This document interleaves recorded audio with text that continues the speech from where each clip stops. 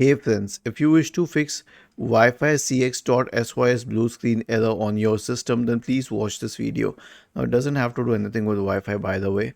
It is a general blue screen of death error which is caused by conflict of drivers.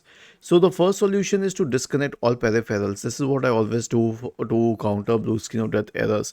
Why? Because peripherals like printers, scanners, and cameras push their own drivers to the computer, and this causes interference with the existing drivers of the computer. So, this is what we do, we disconnect the peripherals to isolate the cause. Now, the second one is to update drivers. How would you do that?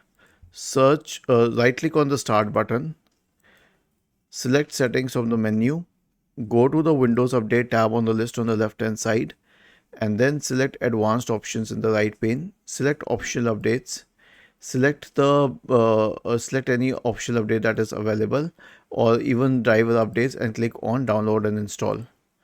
The next one is to run an SFC scan to check for missing and corrupt files on the system, which usually causes the blue screen of death errors. Search for command prompt in the Windows search bar and click on run as administrator. Type the command sfc /scan now and hit enter to invoke the sfc scan. The next solution is to run the Windows Memory Diagnostic tool. So search for Memory Diagnostic in the Windows search bar and click on Windows Memory Diagnostic. Click on Restart Now and check for problems. And lastly, update Windows to the latest version. Right click on the Start button and select Settings from the menu.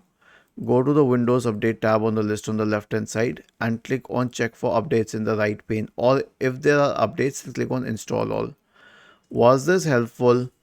If yes, then please subscribe to the channel, and if not, then let us know in the comment section of the video on how we could help you further. Thank you for watching this video and have a nice day.